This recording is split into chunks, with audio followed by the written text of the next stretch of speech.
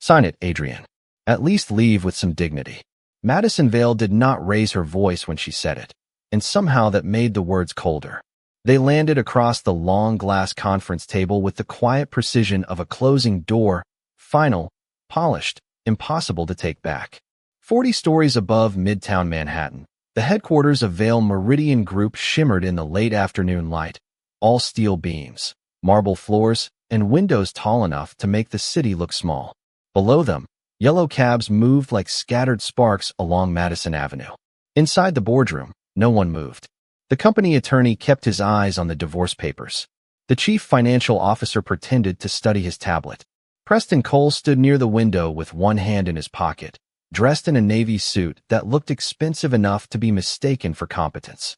Madison sat at the head of the table in a cream-colored business dress, her honey-brown hair pinned into a perfect knot, her face beautiful in the way polished stone was beautiful, smooth, expensive, and hard. Across from her, Adrian Blackwood held the silver pin she had pushed toward him. He was 40, broad-shouldered, quiet, with thick black hair combed neatly to one side and a face that gave away almost nothing. His black suit fit him with old-world precision, white shirt crisp, dark tie straight, cufflinks plain. He looked less like a man being dismissed and more like a man listening to whether he had already expected. Madison watched him with a faint impatience, as if even his silence had begun to embarrass her. "You have been kind," she added, and the word kind sounded, in her mouth, like a small insult. But kindness does not build companies. It does not lead acquisitions. It does not sit across from investors and make them believe in the future. I need someone beside me who understands what power costs. Her eyes flicked, just once, toward Preston. He lowered his gaze with a modest smile, but the smile reached the corners of his mouth too quickly. Adrian noticed. He noticed everything. The untouched coffee near Madison's right hand. The pale mark on her finger where her wedding ring had been removed before. The meeting. The envelope beside the papers, thick enough to be charitable, thin enough to be humiliating. For 7 years, he had sat in rooms like this behind her, never at the head, never asking to be introduced, never correcting the people who thought he was only the quiet husband with no title that mattered. He had carried her fear when she walked into her first shareholder presentation. He had rewritten her numbers at 2 in the morning when her projections collapsed under their own optimism. He had made calls she never heard, to men who owed him favors she never knew existed. But none of that belonged in this room now. Not yet. Madison leaned back, her posture perfect, her expression controlled. "The apartment in Tribeca is mine. The Aspen house stays with the company trust. The legal team has arranged a settlement that should be more than enough for you to start over comfortably." The word comfortably hung there, dressed up as mercy. Adrian looked at the envelope again. Then he looked at her. Not angrily, not pleading, just looking, as if he were seeing the distance between the woman he had loved and the woman who had learned to mistake applause for truth. "You brought the whole room for this," he said softly. His voice was low, calm, almost gentle. Madison's jaw tightened. "This is a business matter now." Preston shifted near the window, pleased by that sentence. Adrian placed the pen against the signature line. The room seemed to narrow around the small movement of his hand. Outside, a siren passed far below, muffled by insulated glass. The attorney inhaled quietly. Madison kept her eyes on the page, waiting for the final proof that she had outgrown him. Adrian signed his name with clean, steady strokes. Adrian James Blackwood. No hesitation, no tremor. When he finished, he set the pen down exactly parallel to the edge of the folder. The neatness of it bothered her more than anger would have. He stood, buttoned his jacket, and did not take the envelope. Madison noticed immediately. "Adrian," she said, a little sharper now, "do not make this dramatic." He looked at the envelope, then back at her. "Keep it," he said. "You may need it sooner than you think." For the first time that afternoon, something crossed her face that was not certainty. A flicker. Small but real. Preston gave a quiet laugh, the kind men use when they want a room to know they are not threatened. "That sounds almost ambitious," he said.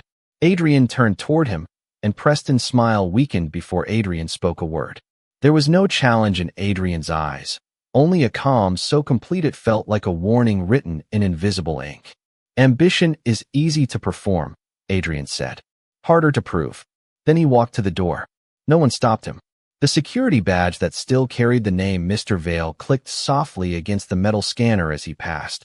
A final, meaningless courtesy from a building that had never understood who he was. Madison watched the door close behind him, expecting relief to arrive. It did not. The room remained too quiet. The city kept shining. Preston came to stand beside her chair, already talking about the next meeting, the next expansion, the next era. Madison nodded, but her eyes stayed on the unsigned envelope Adrian had refused. For reasons she could not explain, it suddenly looked less like money and more like a warning. Years before that silver pen crossed the divorce papers, Madison Vale had stood in a service hallway behind the grand ballroom of the Waldorf Astoria with both hands pressed around a paper cup of coffee, trying to hide the fact that they were shaking. She was not yet the woman who could freeze a conference room with one sentence. She was 30 years old then, newly appointed to a senior role at Vale Meridian Group, wearing a black dress she had bought on sale and a smile that disappeared the moment no one was looking. On the other side of the ballroom doors, 200 investors waited beneath crystal chandeliers, expecting the daughter of the Vale family to prove she was more than a polished name on a company letterhead. Her father had been gone for less than a year. The board was restless. The newspapers had called her appointment symbolic. Madison had read every word.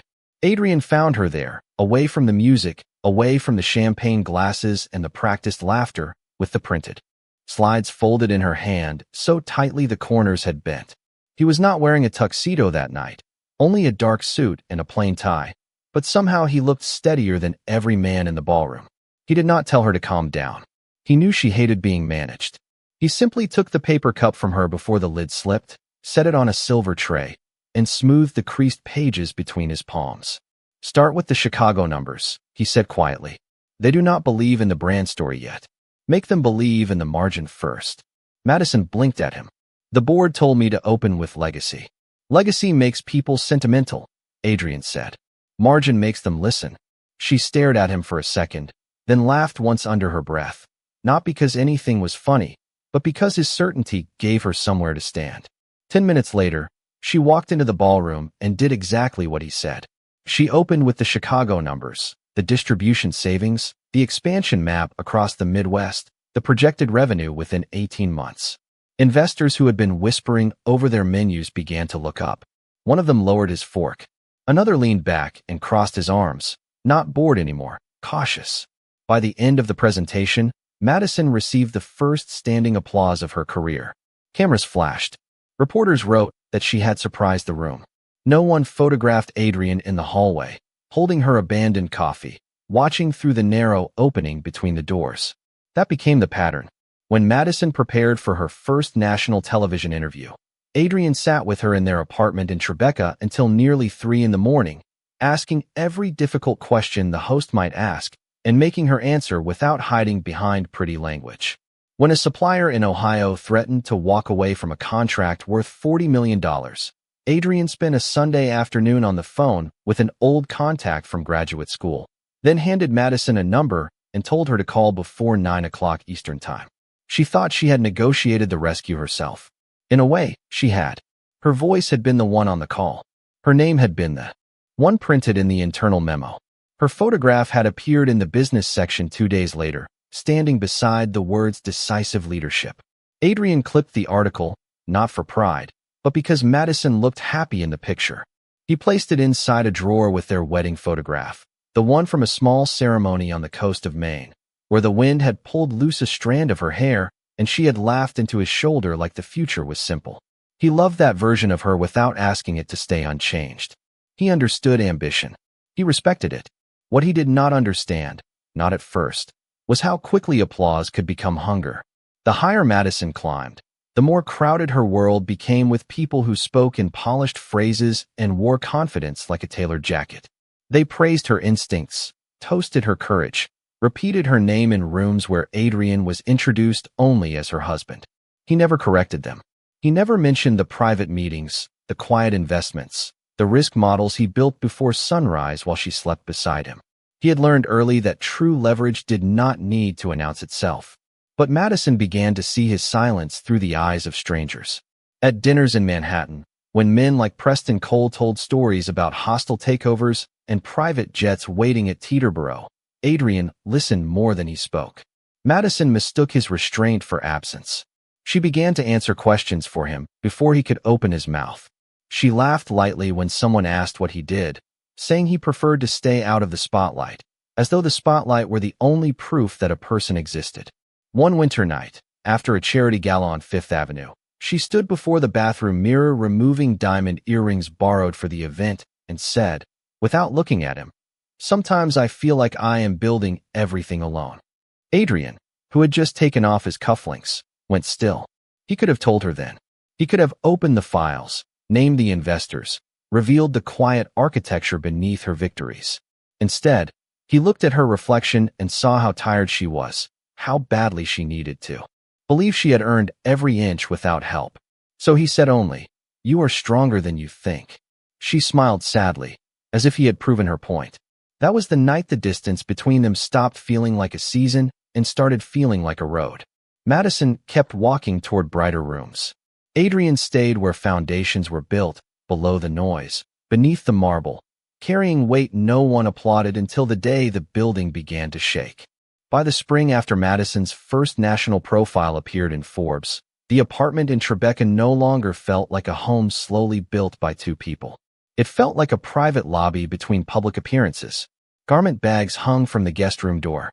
Gift boxes from luxury brands crowded the dining table where Adrian used to spread out quarterly reports and eat takeout with her at midnight. Her phone lit up through dinners, through Sunday mornings, through the quiet 10 minutes before sleep. Every message seemed to come from someone important, and every important person seemed to need her more urgently than the man sitting across from her. Adrian did not complain. He still poured her coffee before she left for 6 o'clock flights. He still marked the pages in her board packets with small yellow tabs, never signing his name, never making the help feel like a debt. But Madison had begun to collect a different language from the rooms she entered without him. At investor dinners and private clubs on the Upper East Side, men with silver hair and careful smiles told her that leadership required separation. At charity galas beneath rented chandeliers, women who had survived 3 marriages and 5 mergers told her that successful people outgrew sentimental attachments. And then there was Preston Cole, who arrived at Vale Meridian as an outside strategy consultant with a leather portfolio, a perfect handshake, and the gift of making ambition sound like destiny. Preston spoke in clean, expensive sentences. He praised Madison in public and questioned Adrian in private ways that were too polished to be called rude. The first time they met, at a rooftop reception overlooking Central Park, Preston glanced at Adrian's plain black watch and asked, "Are you in operations, or do you prefer the advisory side?" Madison answered before Adrian could. "Adrian stays away from corporate politics," she said with a small laugh. "He has never cared for the spotlight." Preston smiled as though she had just confirmed something useful. Adrian saw the moment pass between them. Not romance, not yet. Something quieter and more dangerous. Permission. After that, Madison began to edit Adrian out of her sentences. She said, "I closed the Chicago deal," when he had introduced the lender who made it possible. She said my restructuring plan saved the Midwest division, when his notes had filled the margins of the first draft. She said I built this company under pressure, and Adrian, standing 3 feet away with a glass of sparkling water in his hand, became part of the furniture behind her success. The change did not happen in one dramatic afternoon. It happened in small, polished humiliations. A dinner reservation made for 3, then changed to 2 when Preston suggested they discuss sensitive projections. A company retreat in Miami where spouses were invited, until Madison said Adrian would probably be bored by the agenda. A photograph in a business magazine cropped so neatly that only Madison and Preston remained beside the headline about Vale Meridian's new era. Adrian noticed each cut. He said nothing. Silence had always been his discipline. But discipline, when misunderstood long enough, begins to look like surrender to the person holding the knife. One evening in June, Madison hosted a private reception at a members-only club in Manhattan to celebrate a preliminary expansion agreement that Preston had championed. The room smelled of polished wood, white roses, and expensive perfume. Jazz played softly near the bar. Floor-to-ceiling windows held the city in blue twilight. Madison wore a cream suit with pearl buttons, her hair pinned high, her smile bright enough for every camera. Adrian arrived late from a meeting downtown, still in his dark suit, carrying a slim folder she had forgotten on the kitchen counter. It contained the corrected debt schedule for the expansion, the one document that showed how fragile Preston's plan really was. He found her near the fireplace, surrounded by board members and donors, Preston at her side like a man already accustomed to standing there. Madison saw the folder first, then Adrian. A flash of irritation crossed her face, quickly covered. "You brought paperwork to a celebration?" she asked, softly enough to sound playful, loudly enough for the circle to hear. A few people smiled. Preston tilted his head. "That is commitment," he said. "Or anxiety." Adrian looked at Madison, giving her one quiet chance to step away with him, to read the numbers before the applause hardened into obligation. She did not move. Instead, she took the folder from his hand without opening it and set it on a side table beneath a vase of roses. "Adrian worries," she told the group. "It is one of his kinder qualities." The word returned again, dressed in silk, sharpened at the edge. Someone chuckled. Preston lifted his glass. "To bold leadership," he said. Madison raised hers. Adrian did not. For a moment, beneath the music and the soft clink of crystal, he looked at the woman he had once found trembling behind ballroom doors, the woman he had taught to lead with numbers when legacy was not enough. She was no longer trembling. She was glowing. But the glow had become so bright that she could no longer see the hand that had first turned her toward the light. Later that night, in the town car back to Tribeca, Madison stared out at the city and said, "You embarrassed me." Adrian turned his head slowly. "I was trying to protect you." "From what?" she asked, her voice tight. "Success." He did not answer immediately. Rain moved in thin silver lines across the window. "From trusting the wrong man with the wrong numbers." Madison laughed once, cold and tired. "This is what I mean. You always stand outside the room and call it wisdom. Preston understands scale. He understands risk. He understands what it takes to build an empire." Adrian looked down at his hands, broad and still on his knees. "And what do I understand?" She finally turned toward him.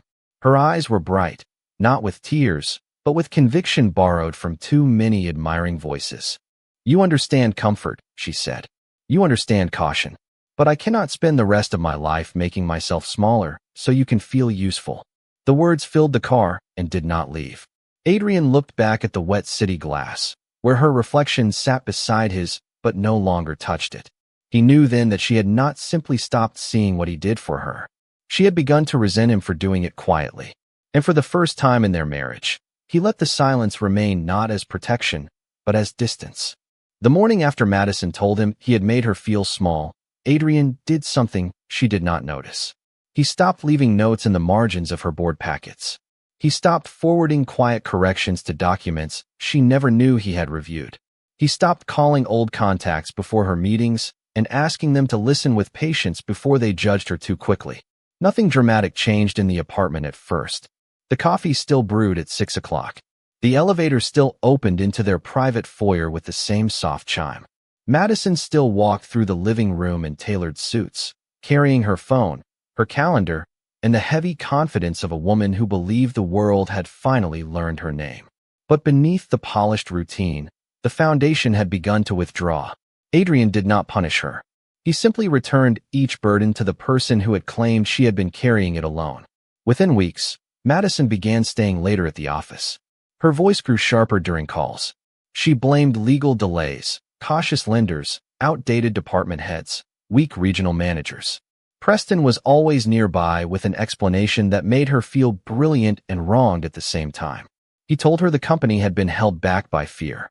He told her investors wanted boldness. He told her Adrian's quiet doubt was exactly the kind of domestic gravity that ambitious women spent their lives escaping. Madison wanted to believe him, because belief was easier than looking back. Adrian watched from the edge of her life as she placed more trust in Preston's polished forecasts and less in the unease gathering behind the numbers. The divorce papers came 2 months later, delivered not in anger, but in efficiency. A calendar invitation, a boardroom, a silver pen, a settlement envelope. By then, Adrian had already moved half of his personal documents out of the Tribeca apartment, not because he expected cruelty, but because he understood preparation better than anyone Madison knew. He packed only what belonged to him: 3 charcoal suits, a box of books, his father's watch, the wedding photograph from Maine, which he turned face down before placing it in a leather case. He left the framed magazine covers on the wall. He left the crystal awards on the shelf. He left every visible proof of her success exactly where it was, because taking them would have suggested they had ever been his to claim. After the meeting, while Madison remained in the conference room with Preston and the attorneys, Adrian stepped into the private elevator and descended 40 floors without touching his phone. The doors opened to the lobby, where the security guard looked up with the friendly confusion of someone who had not yet been told that a man's entire place in the building had changed. "Have a good evening, Mr. Vale," the guard said. Adrian paused, then gave him a small nod. Outside, Manhattan moved as if nothing had ended. Steam lifted from a street grate. A delivery cyclist cut through traffic. A woman in red heels argued into a headset near the curb. Adrian crossed the sidewalk to a black sedan waiting beneath the awning, but when the driver stepped out to open the rear door, Adrian lifted one hand. "I will walk." The driver hesitated, then nodded. Adrian walked 20 blocks north through the city that had watched him disappear in plain sight for years. By the time he reached Park Avenue, the sky had turned the color of brushed steel. He entered a narrow limestone building without a company logo, greeted the night attendant by name, and took the elevator to the 32nd floor. There, behind frosted glass doors, a different world waited. No family portraits, no champagne towers, no borrowed applause, just quiet offices, dark wood, secure terminals, and a wall of screens showing market data from New York, Chicago, Dallas, Miami, and Seattle. The name etched on the inner door was Blackwood Strategic Holdings. His assistant, Elaine Porter, stood when he entered. She was in her early 50s, precise, loyal, and one of the few people in New York who had never mistaken silence for weakness. "I am sorry," she said, not because she pitied him, but because she understood what the day had cost. Adrian removed his overcoat and placed it on the back of a chair. "Do we still hold the convertible notes?" Elaine picked up a folder from the conference table. "Yes, along with the supplier debt, the preferred shares through the Denver vehicle, and the options tied to the Midwest distribution subsidiary." Adrian looked through the glass at the city lights, each window a small square of someone else's ambition. "And Vale Meridian?" he asked. Elaine's expression did not change. More exposed than they realize. He opened the folder. Preston Cole's expansion model sat on the first page, dressed in beautiful formatting and dangerous assumptions. Adrian had seen the weakness months ago. He had tried to warn Madison gently. She had called it anxiety. Now the numbers had stopped whispering and begun to lean. A lesser man might have smiled. Adrian did not. He sat at the head of the quiet table, turned on the lamp beside him, and studied every line with the focus of a surgeon, not an executioner. He was not returning to destroy Madison. Destruction was loud, careless, and usually done by people who needed witnesses. Adrian wanted something cleaner.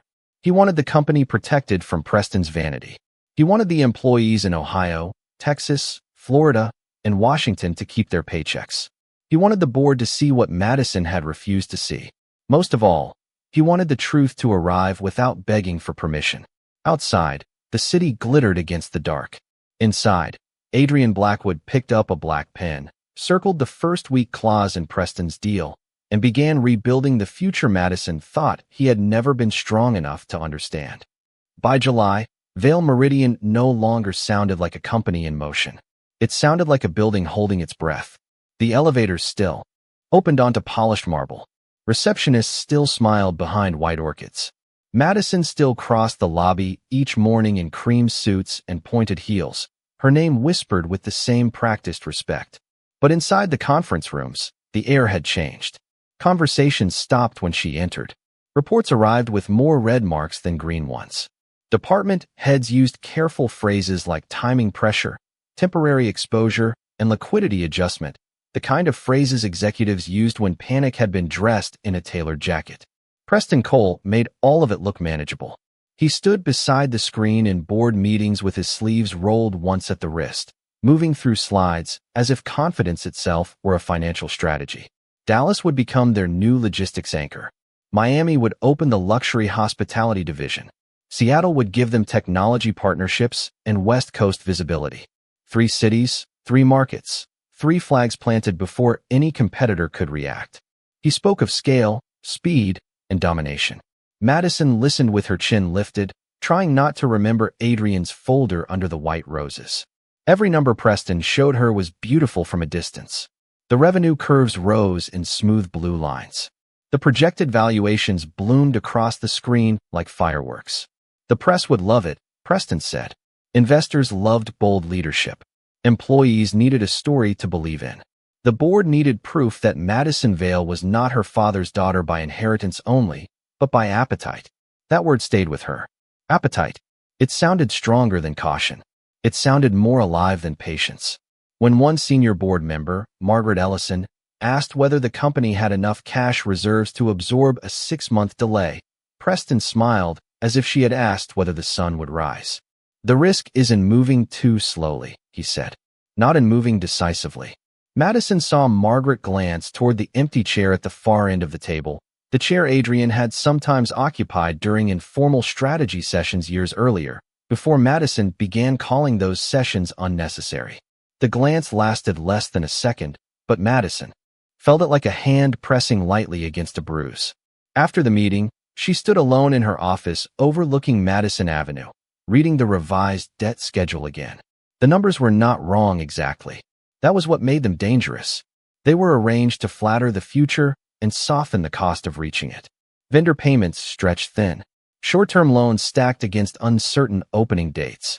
A bridge financing package tied to conditions that looked harmless until interest rates moved even a little. Her phone buzzed with a message from Preston. Dinner with the Seattle group moved to 8. Wear the ivory jacket. They already think you are iconic. Madison stared at the message until the screen dimmed. She should have smiled.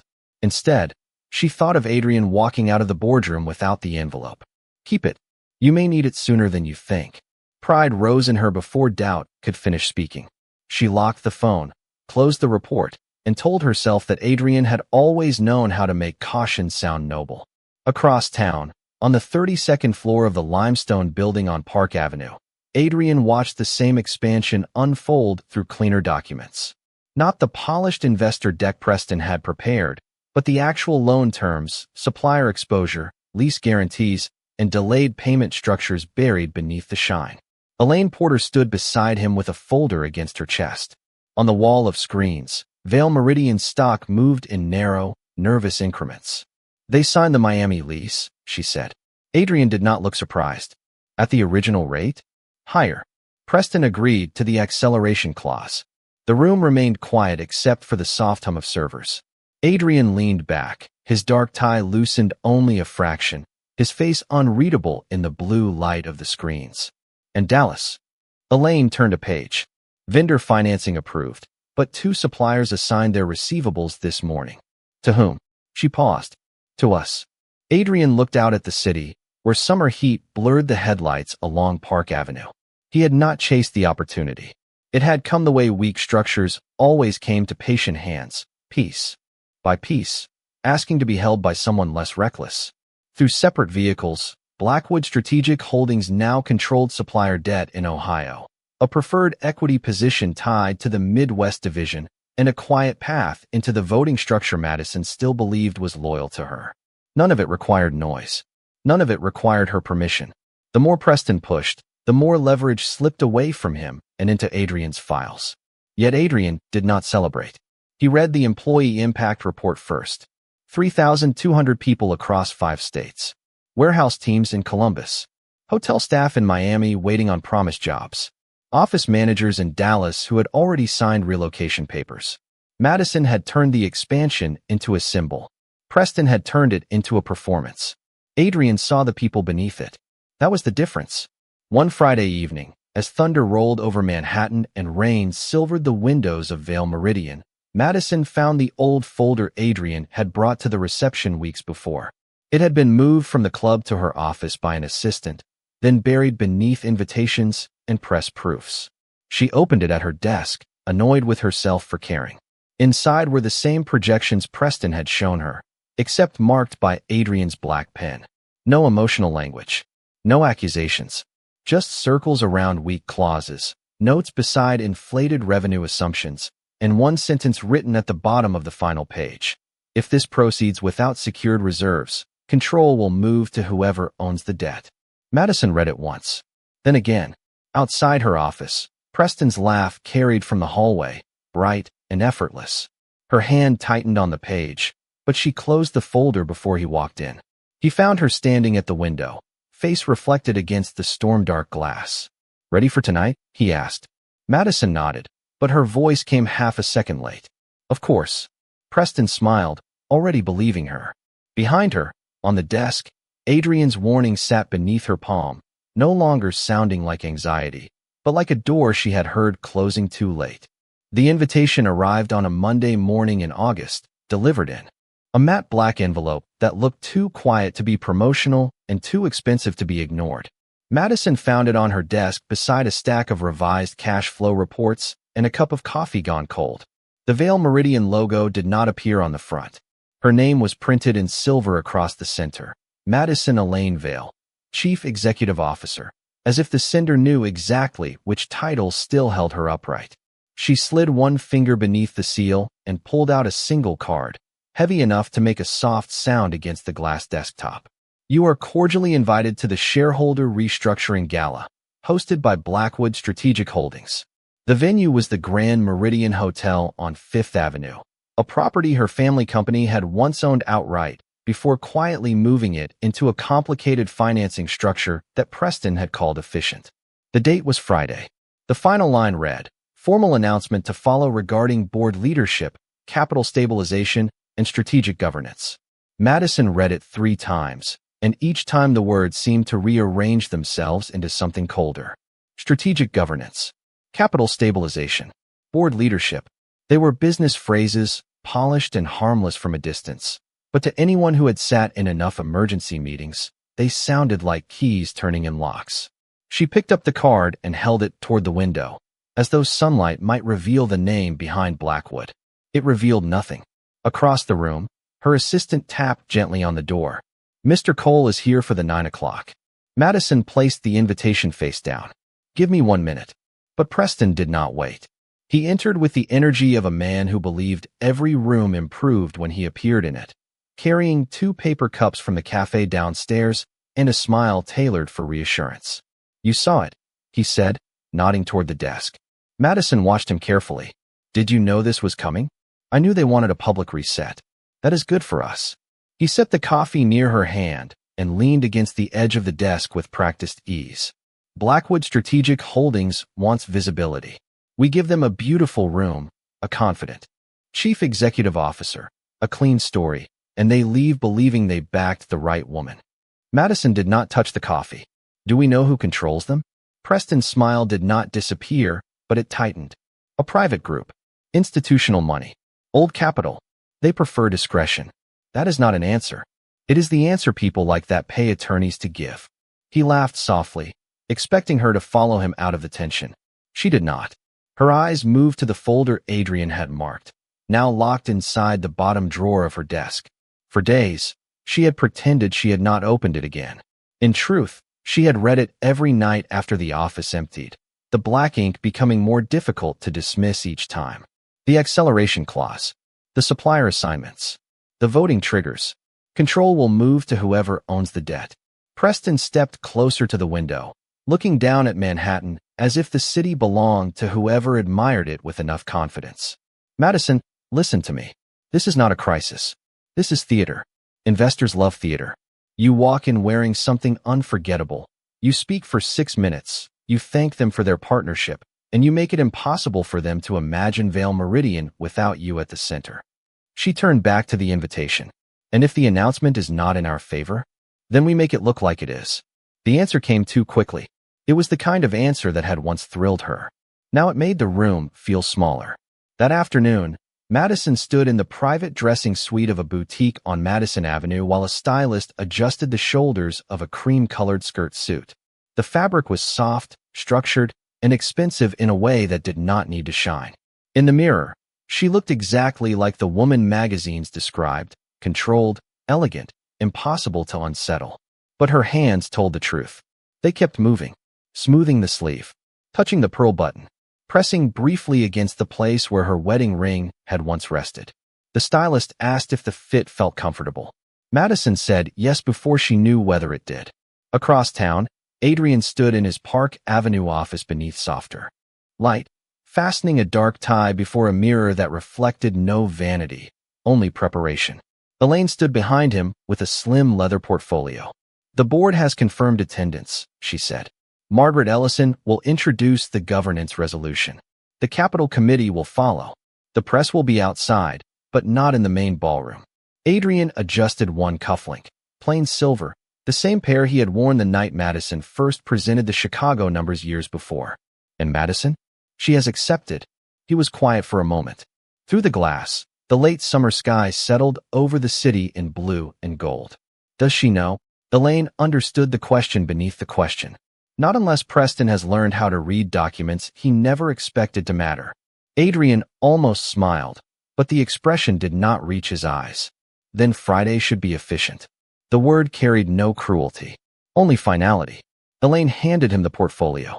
Inside were the resolutions, the debt assignments, the voting confirmations, and the announcement that would make public what had already become true in private. Adrian Blackwood had not taken Vale Meridian in a burst of anger. He had not stormed its gates or demanded recognition from anyone. He had simply stood where the numbers led, patient enough to let pride make its own mistakes. On Friday evening, Madison's black town car pulled up beneath the awning of the Grand Meridian Hotel. Cameras flashed against the glass. Preston stepped out first, offering his hand as though the night belonged to them. Madison accepted it, but her eyes had already lifted to the entrance, where tall white columns rose into the warm light and the name of the host appeared on a discreet silver sign. Blackwood Strategic Holdings. For a heartbeat, she thought of Adrian's face in the boardroom, calm as he left without the envelope. Then the doorman opened the hotel doors, and Madison Vale walked into the most beautiful room in New York without knowing it had already stopped being hers. The ballroom of the Grand Meridian Hotel had been designed to make powerful people feel even larger. Gold light poured from chandeliers onto white tablecloths, mirrored columns, and towers of pale roses arranged so perfectly they looked almost unreal. A string quartet played near the marble staircase, their music soft enough to flatter conversation without interrupting it. Everywhere Madison looked, there were familiar faces from banks, investment firms, private equity groups, and the old charitable circles that had once treated the Vale name like a permanent address. She entered beside Preston with her chin lifted and her cream suit smooth under the camera flashes, accepting greetings with the polished warmth she had practiced for years. People still smiled when they saw her. They still said her name with interest. Yet beneath the compliments, she felt something she had not expected. Careful distance. A few board members greeted her too quickly and moved away. Margaret Ellison, who had once hugged Madison after her first successful shareholder presentation, touched her arm with a look that carried sympathy instead of celebration. Madison disliked it immediately. Sympathy was for people who had already lost something. Preston did not notice, or chose not to. He accepted a glass of sparkling water from a passing server and leaned close enough to speak without being overheard. "Relax," he said. "They are nervous because money always makes people nervous. Give them 10 minutes, and they will remember who built this company into a national name." Madison almost corrected him. She had not built it alone. The thought came so suddenly that she turned her face toward the stage to hide it. At the front of the ballroom, a silver podium stood beneath the Vale Meridian emblem and the discreet black mark of Blackwood Strategic Holdings. Two names sharing the same backdrop, one old, one unknown, but only one of them seemed to be controlling the room. Then Madison saw him. Adrian stood near a row of white columns on the far side of the ballroom, away from the center of attention, speaking quietly with Elaine Porter and two attorneys she recognized from major institutional transactions. He wore a black tailored suit, white shirt, and dark tie, the same restrained elegance that had once made her impatient because it refused to perform for anyone. His black hair was combed neatly to one side. His face was calm, almost still, as if the noise of the room had reached him from a great distance. For one strange second, Madison forgot Preston beside her. She saw only Adrian, not as the man who had walked out of the boardroom without the settlement envelope, but as the man who had once stood behind a ballroom door, holding her coffee while she stepped into applause. Her hand tightened around her small evening clutch. Preston followed her gaze, and his expression shifted with quick amusement. "Well," he said, smoothing one cuff. "That is unexpected." Madison did not answer. Adrian had not seen them yet, or if he had, he gave no sign. Preston began walking before she could stop him, carrying himself with the relaxed confidence of a man approaching someone beneath him. Madison followed because standing still would have looked worse. As they crossed the ballroom, conversations thinned around them. Not stopped, exactly, but softened, as if people had lowered the volume to hear what would happen without admitting they were listening. Adrian turned as they approached. His eyes met Madison's first. There was no accusation there. No longing offered for her to reject. No bitterness sharp enough for her to defend herself against. Only recognition, quiet and complete, and that unsettled her more than anger ever could have. Preston smiled. "Adrian Blackwood," he said warmly, too warmly. "I must admit, I did not expect to see you here tonight. Are you consulting for the event, or did someone finally convince you to try networking?" A nearby attorney looked down at his drink. Elaine Porter's expression did not move. Madison felt heat rise beneath the perfect makeup along her cheekbones. She could have stopped Preston with one word. She could have said his tone was unnecessary. She could have given Adrian the dignity she had denied him in smaller rooms for months. Instead, she stood silent, because part of her still wanted to believe the old arrangement was true, that Adrian had appeared at the edge of her world, not at the center of it. Adrian looked at Preston for a long moment, then at Madison. "I was invited," he said. His voice was even, low enough that the people nearest them leaned in without meaning to. Preston gave a small laugh. "Of course, these things do become generous with the guest list when new money gets involved." Adrian did not smile. He did not defend himself. He did not lift his voice. He simply adjusted the cuff of his jacket with a slow, precise motion, and Madison noticed, for the first time, the plain silver cufflinks he had worn years ago at her first major presentation. The sight of them pulled something loose in her chest. "Some rooms," Adrian said, "are easier to enter when you stop begging to be seen." The sentence did not sound like an insult. It sounded like a door opening somewhere behind them. Preston's smile held, but only at the edges. Madison looked past Adrian and saw Margaret Ellison watching from near the front row. Beside her, 3 members of the board stood together, hands folded, not looking at Madison at all. They were looking at Adrian. The quartet reached the end of a piece, and for a second the ballroom rested in a silence too clean to be accidental. A hotel attendant approached Adrian, not Preston, not Madison, and bowed his head slightly. "Mr. Blackwood, they are ready for you." Madison heard the words clearly. "Mr. Blackwood." Not Adrian. Not guest. Not consultant. The attendant stepped back as if awaiting instruction from the most important man in the room. Adrian gave a small nod. Elaine handed him the leather portfolio. He took it without hurry, then turned toward the stage. As he walked away, people began to part for him with the instinctive respect usually reserved for ownership, authority, or both. Madison remained beside Preston beneath the chandelier light, her cream suit immaculate, her face composed by force alone. For the first time that evening, she understood that the room had not been waiting for her entrance. It had been waiting for his. Adrian reached the stage without hurrying, and that made every step feel heavier. The ballroom did not fall silent all at once. It quieted in layers. First the conversations near the front row faded. Then the laughter near the bar thinned into murmurs. Then even the servers seemed to move more carefully between the tables, carrying glasses as if the air itself had become fragile. Madison stood where he had left her, beneath the chandelier, with Preston at her side and a question she could not ask pressing against the back of her throat. The silver podium waited under 2 emblems, Vale Meridian and Blackwood Strategic Holdings, old prestige beside new control. Margaret Ellison stepped forward first. She looked composed, but Madison knew her well enough to see the sadness in the way she held the pages. "Ladies and gentlemen," Margaret began, her voice steady through the microphone. "Thank you for joining us tonight as Vale Meridian enters an important period of stabilization, accountability, and long-term renewal." The words moved through the ballroom like cold water. Stabilization.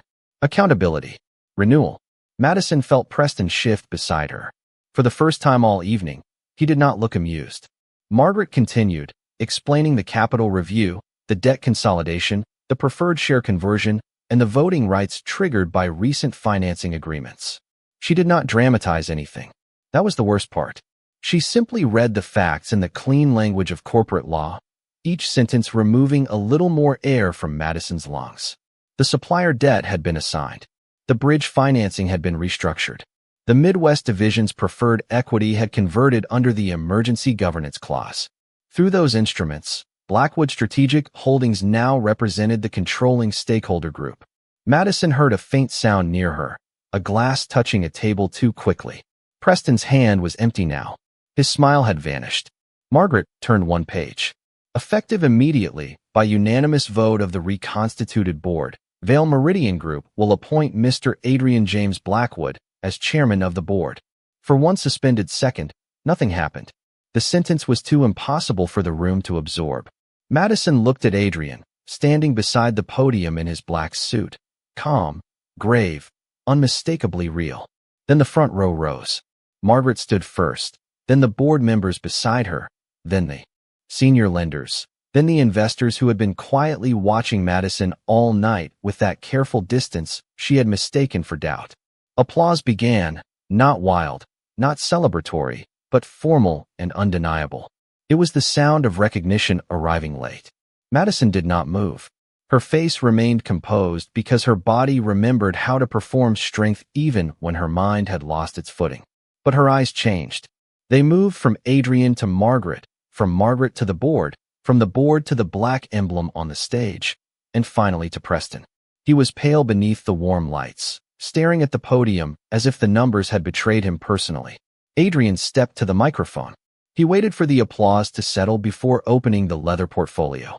His voice, when it came, was the same voice Madison had heard in service hallways, in late-night apartments, in quiet cars under rain.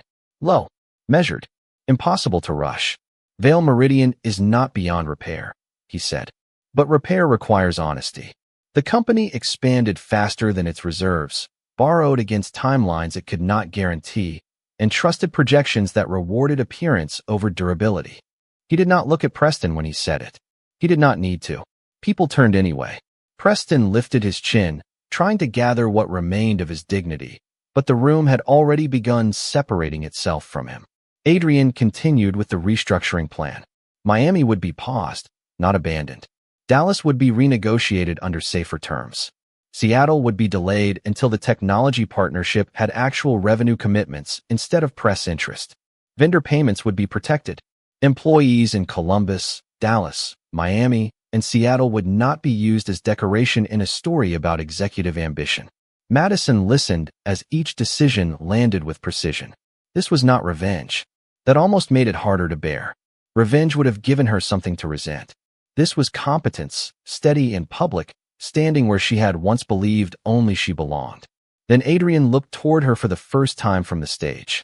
His expression did not soften, but neither did it sharpen. A company, he said, like a marriage, does not collapse in one day.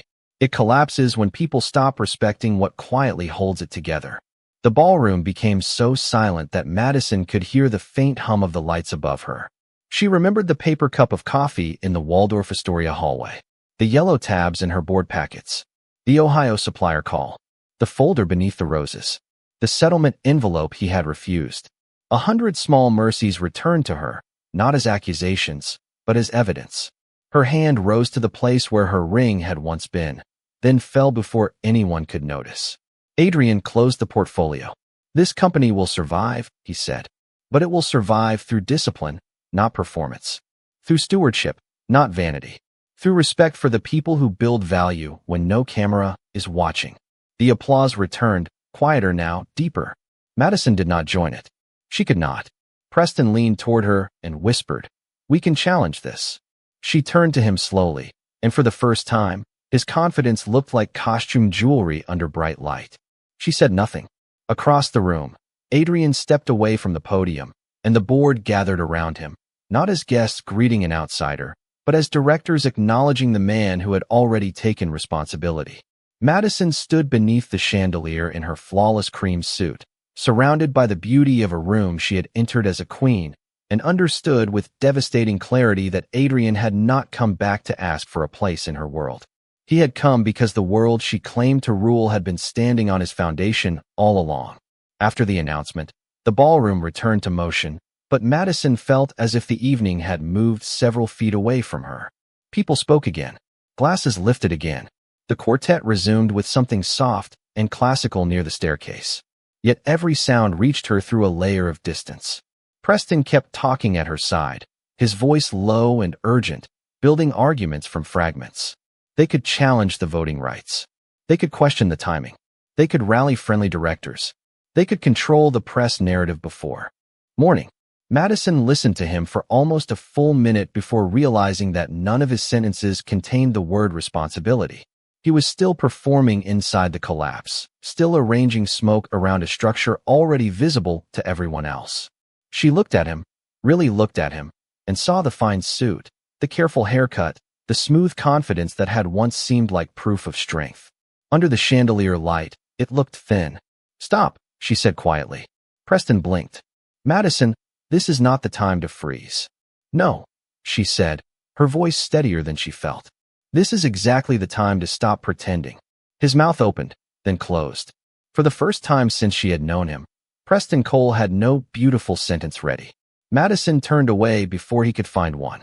She crossed the ballroom slowly, passing investors who lowered their eyes with polite discomfort, passing board members who watched her with something between caution and pity. She did not ask them for reassurance. She had spent years learning how to own a room.